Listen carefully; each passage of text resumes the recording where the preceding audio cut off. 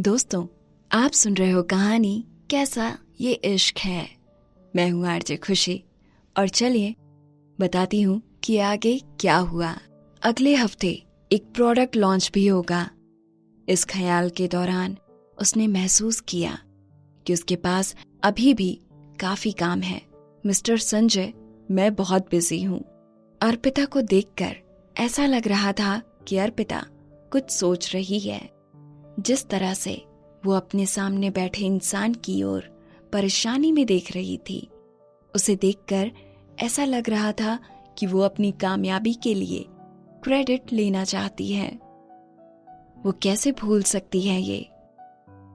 भले ही संजय ने कायरा वाली पब्लिसिटी डील में अर्पिता की मदद की, फिर भी अर्पिता का मित्तल कॉरपोरेशन में एक बहुत बड़ा कंट्रीब्यूशन है। उसी की वजह से उनकी कंपनी को बहुत प्रॉफिट होगा। उसे तो बोनस मिलना चाहिए, है ना?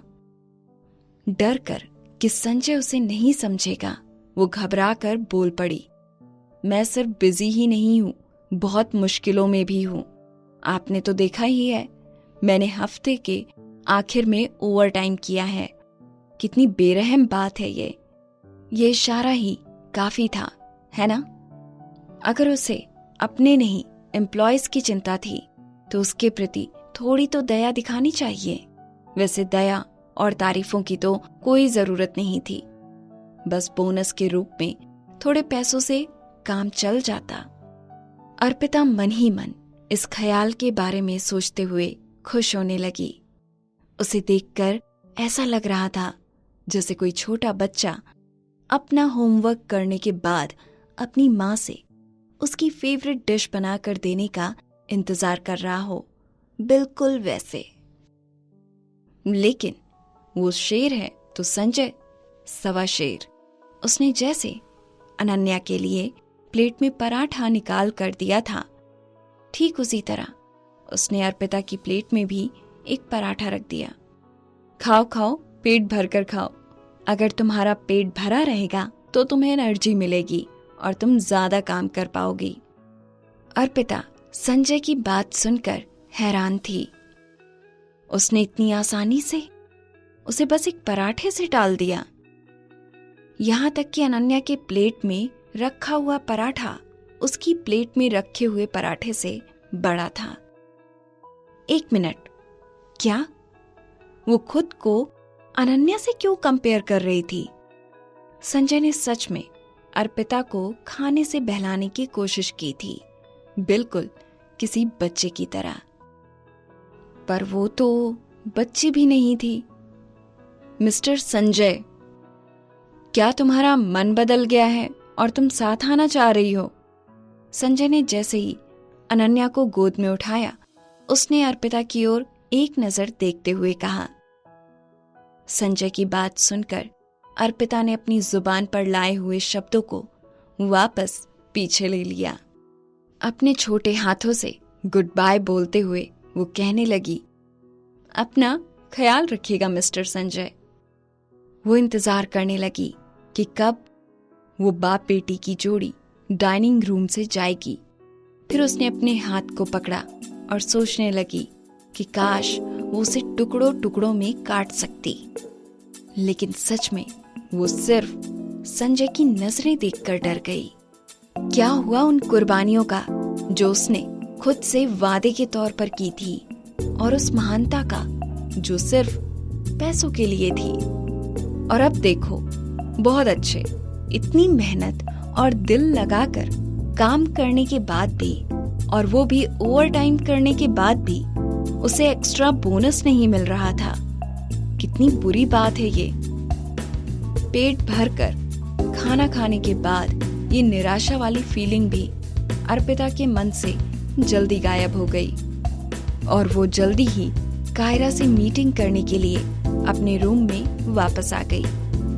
उसने कंप्यूटर ऑन किया और वो ऑनलाइन आ गई, जिसके बाद उसने कायरा को वीडियो कॉल पर पब्लिसिटी डील के साथ साथ प्रोडक्ट लॉन्च का पूरा शेड्यूल बताया। हम प्रोडक्ट लॉन्च के दौरान टाटा टेक्नोलॉजी के नए ब्रांड एम्बेसडर की अनाउंसमेंट कर सकते हैं। क्योंकि शुरुआती दौर की पब्लिसिटी वैसे भी शुरू हो चुकी है। अर्पिता जैसे जैसे कायरा को सब कुछ प्रोफेशनल तरीके से समझाई जा रही थी, उसे समझ में आया कि कायरा का मूड थोड़ा खराब था। अर्पिता खुद को उससे पूछने से रोक नहीं पाई, कायरा, क्या तुम्हारे दिमाग में कुछ चल रहा है? उसने अभी तक मुझसे कोई भी कांटेक्ट नहीं किया है।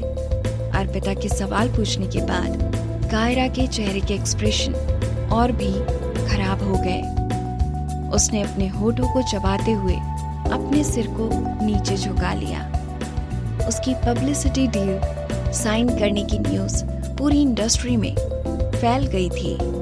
अगर अंगद की बात की जाए तो उसको अभी तक इस बात का पता चल जाना चाहिए था।